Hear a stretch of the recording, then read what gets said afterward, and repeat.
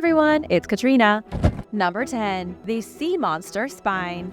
Imagine going out for a boat ride and seeing a very long skeleton in the water. It almost makes you want to believe in sea monsters. And for a long time, that was the case. Ancient seafarers came across many beasts that were hard to explain, but it is easy to see how enormous skeletons of monstrous proportions would have been quite the shock, and finding these bones would have been almost sacred. Archaeologists have discovered a mysterious whale vertebra at an Iron Age site in Scotland called the Cairns. Researchers found a few bizarre objects during the excavation, but by far the strangest thing they uncovered was the hollowed-out vertebra filled with a human jawbone and the gruesome remains of two freshly born lambs. That's 3 different sets of dead things jammed into a whale's hollow bone. The strange discovery dates back to the middle of the 2nd century AD. The vessel was placed near the entrance of a roundhouse and fixed in place by a pair of deer antlers. Everything about the discovery has archaeologists scratching their heads. Specialists with the University of the Highlands and Islands Archaeology Institute were the ones responsible for the research.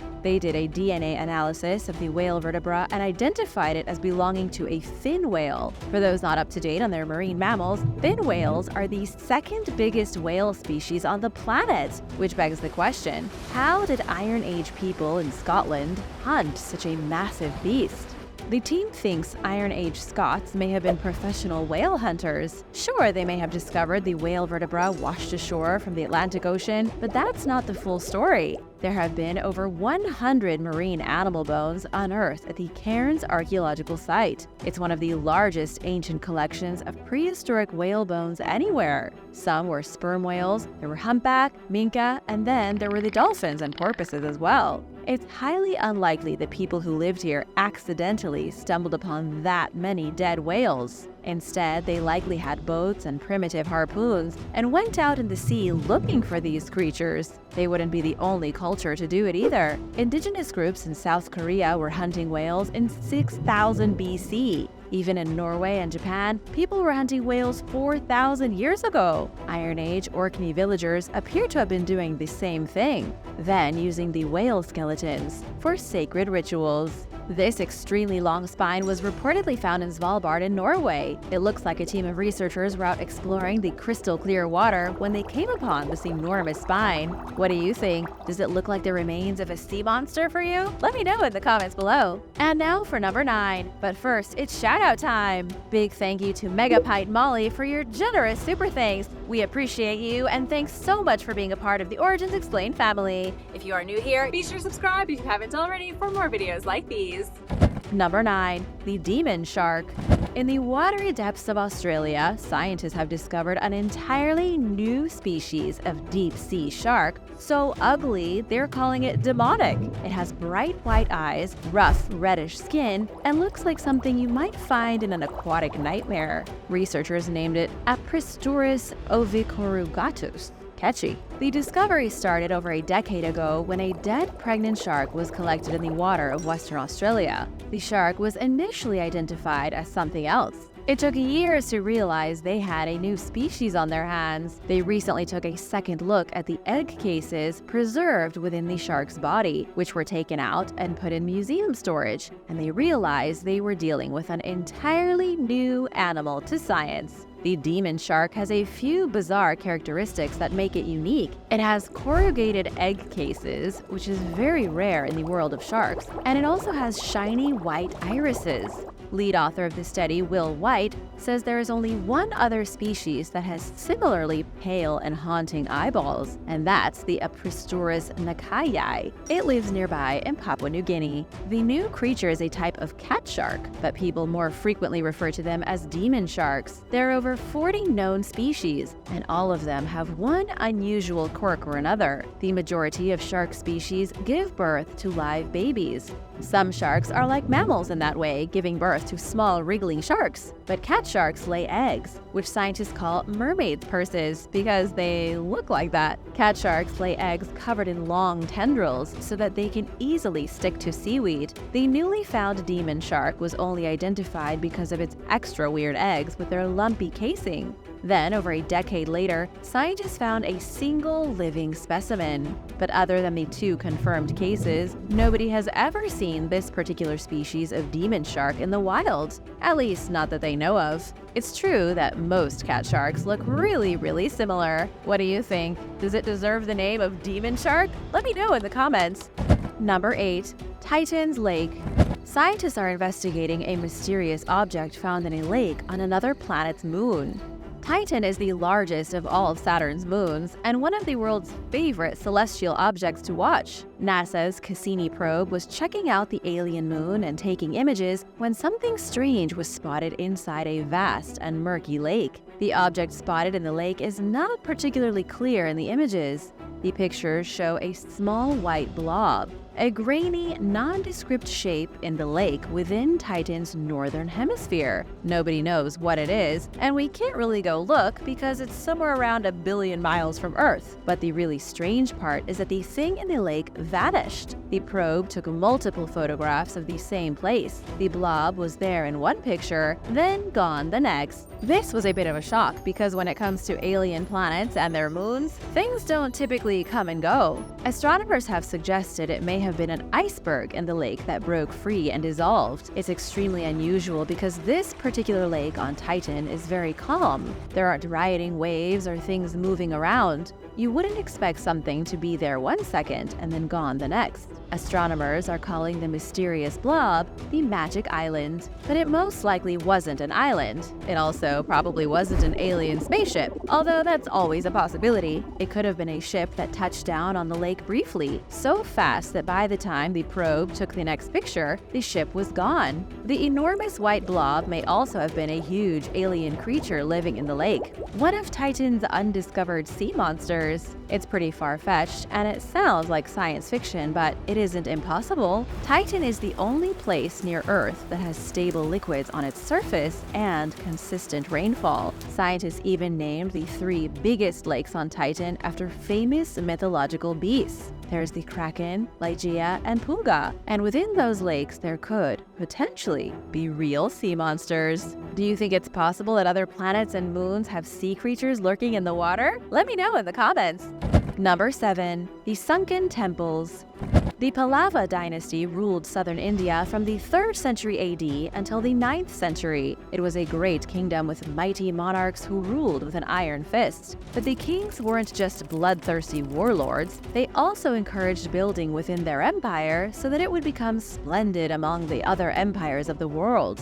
They completed many architectural wonders, including something called the 7 Pagodas of Mahabalipuram. According to legend, the 7 pagodas were built in honor of King Bali, who sacrificed himself to Vishnu's avatar Vamana to attain enlightenment. The pagodas were built starting in the 8th century, but out of all the beautifully decorated and masterfully crafted temples, only a single one remains today. It's called the Shore Temple, and it's a sad ruin sitting on the edge of the sea in the Indian state of Tamil Nadu. The very first rays of sun fall upon the temple every day. It was dedicated to the god Shiva. The Shore Temple is definitely a very cool archaeological site, but people are more interested in the other 6 temples. The other 6 may or may not even exist. According to the myth, they were swept into the ocean by Indra, the god of rain and storms. The ancient deity submerged the entire city of Mahabalipuram because the city was too beautiful and made him jealous.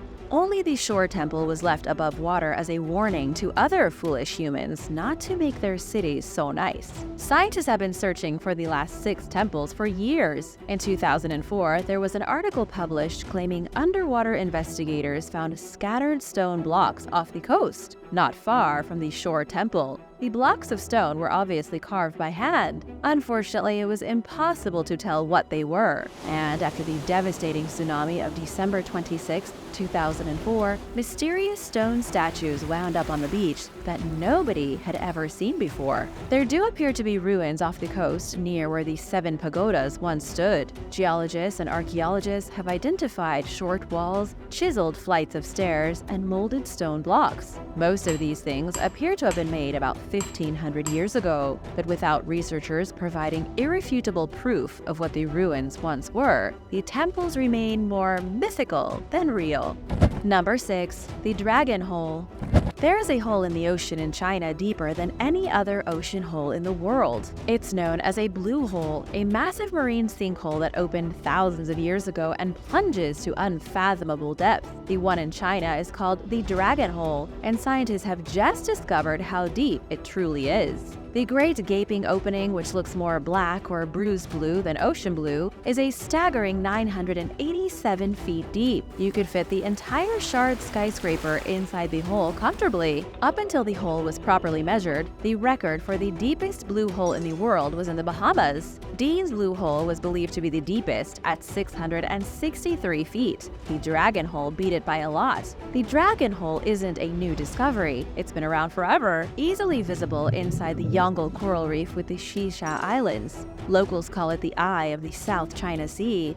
There is even a legend from the 16th century claiming the Dragon Hole spat out a magical golden staff named Rui Jingu Bang, which was later stolen by the Monkey King. In reality, there isn't anything magical about the blue hole. Scientists say it was likely carved naturally by acidic rainwater. Acidic rain would have fallen tens of thousands of years ago during the Ice Age, when there wasn't any water here. The acidic rainwater caused the surface to decay. The carbonate bed collapsed in on itself, and the result was a gigantic sinkhole. Then, when the ocean came roaring in, the hole flooded. If you've ever seen one of these cenotes in Mexico, it's the same thing, except way bigger and potentially filled with never-before-seen sea creatures. Number 5. The Lost City of Dolichiste. Dolichiste was an ancient trading hub on the shore of Anatolia, Turkey. It was a center of commerce, knowledge, and tradition in the ancient world about 2,000 years ago. An entire maritime culture rose up around the city, primarily thanks to its sheltered location. The city was built right between Kekova Island and the mainland, which helped it avoid being pillaged by sea raiders. Nobody knows exactly when the city was founded, although architectural remains suggest it was occupied a few hundred years before its demise. It was destroyed because of tectonic activity in the 2nd century AD. Anatolia is a geographically unstable region. There are always earthquakes, vertical displacements, and tsunamis. The region sits right on the African-Arabian subduction zone. In the 2nd century AD, when the earth started to grumble, water rose sharply, the land shifted, and Dulciste took an unexpected bath. Many parts of the city were rebuilt, but there was no rebuilding the sections that were completely swallowed by the sea. There are still a few remains of the watery town sticking out from the beautiful blue waters. Doorways, crumbling walls, and then more of the ruined city in deep pools and pockets. The rebuilt city came under siege by the Arabs only 400 years after it was flooded. It's not exactly clear what happened, but it looks like the people fled for their lives. Famous traveler Philip Augustus III visited Dulciste in 1191 AD and said it was already a ruin. Number 4. The Great Ocean Forests. Forget about the Amazon jungle, the forests of the Congo, and the beautiful boreal forests of the Pacific Northwest. The biggest and most important forests might be underwater. Hidden in the depths of the ocean are massive jungles of seaweed and kelp stretching much further than the jungles on land. These jungles aren't named, the kelp forests aren't protected habitats, and yet the lush canopies shelter untold numbers of marine species. One of the few underwater forests that has a name is the Great African Sea Forest in South Africa, but that's only one small piece of the puzzle. Scientists have recently discovered the ocean forests could cover an area over twice the size of the entire subcontinent of India. But what in the world does an ocean forest even look like? Is it just a bunch of floating seaweed? Well, kind of, but it's a little more complex. Seaweeds are the ocean's trees. Seaweed converts sun energy and carbon dioxide through photosynthesis to grow, with the largest species climbing dozens of feet tall. There are literal canopies of seaweed, and it's all in perpetual motion because of the ocean currents. The floor of the ocean here is dappled with sunlight because of the dense foliage. And just like forests on land, the seaweed jungles offer shelter to a huge number of organisms. There is sea bamboo, giant kelp, corals, fish, algae, everything you can imagine. Researchers have estimated the total global distribution of ocean forests to be almost 3 million square miles. That is significantly bigger than the Amazon jungle of South America. Scientists are even starting to learn just how productive ocean forests can be. Every year, on average, ocean forests produce up to 11 times more biomass than crops on land. What that means is if scientists could figure it out, they could grow underwater crops with 11 times more yield than the crops they grow on land. But right now, it's all theoretical. Do you think growing crops underwater is in our future? Let me know in the comments. Number 3. The ocean beneath our feet.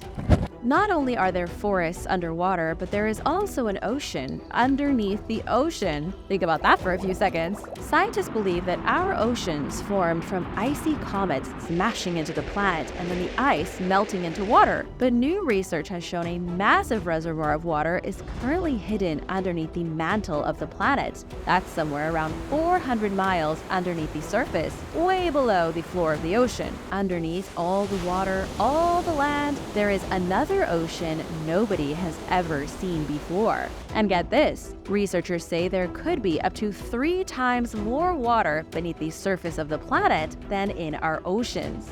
There's just one problem. The water is stuck inside rocks. Ringwoodite is a bright blue rock that only forms from the intense pressure found 400 miles underground. Water gets squeezed out of rocks like sweat from pores and then forms ringwoodite. It's like all the water is trapped in an unbreakable crystal form, squeezed solid by the immense pressure of the deep underground. What scientists really want to know is how the water got there. They think water could be seeping from the ocean into the mantle of the Earth, then getting sucked down into the mystery ocean way beneath. What this means for the future is up for debate. Could all of the water in the world eventually slip beneath the surface and become trapped underground? And if such a thing were possible, is that what happened to planets like Mars that once had water but are now barren? What do you think? Let me know in the comments.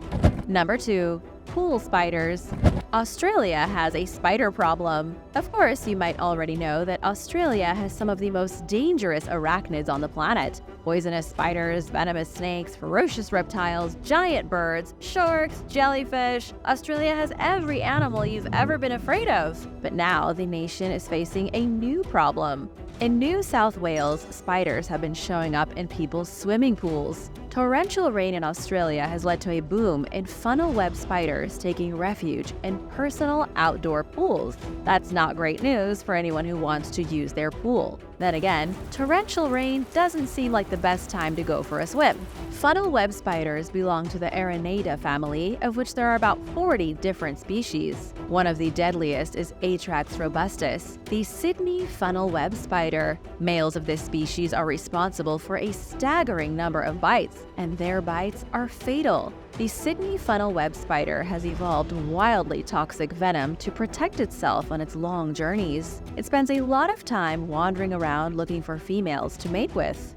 Although there haven't been any recorded deaths since the availability of antivenom in the 1980s, an untreated bite is almost always fatal. If a child is bitten by one of these spiders, they typically perish within 15 minutes. Heavy rain in 2023 forced thousands of these spiders to seek shelter. They seemed drawn to the lip underneath pools because they stay dry and out of sight, but sometimes they fall into the pool. Local resident Dan Smith found an extremely active and very angry male in his backyard pool. And so did Vasilios Basil Haddad in Sydney, who posted a video of the creature online. Linda Smith found 4 spiders in her pool. But why don't they drown? Arachnology expert Helen Smith says it's because funnel web spiders can live underwater by creating their own air bubble using the hairs on the underside of their body. They basically make their own submarine. Then they lurk underwater, just waiting for someone to get close enough to bite. Just kidding, they're just minding their own business. Number 1. Underwater Stonehenge.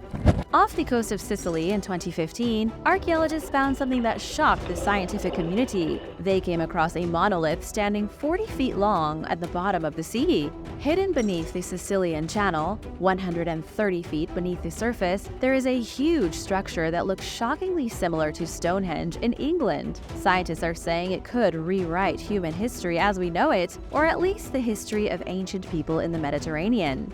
The monolith is incredible. It dates back 9,350 years, long before Stonehenge was ever an idea in somebody's head. It was clearly carved by human hands. It weighs an astounding 15 tons and is currently shattered. It's in two main pieces and has holes inside of it filled with sea creatures. The monolith shares similar properties with the monoliths at Stonehenge. The standing stones in Wiltshire, England are each about 13 feet tall. Each one weighs around 25 tons, and together they create an astrological monument aligned to the sun's path on the solstices. The monolith at the bottom of the sea in Spain looks like it belongs in the English stone circle. It obviously wasn't part of Stonehenge, which was only built 5,000 years ago, but it may have been part of a similar astrological complex. Scientists from a variety of different institutions, including Tel Aviv University in Israel, say the monolith was crafted from unique stone. The stone seems to have come from somewhere else, meaning the monolith must have been dragged to its current position. The endeavor would have required sophisticated technical skills.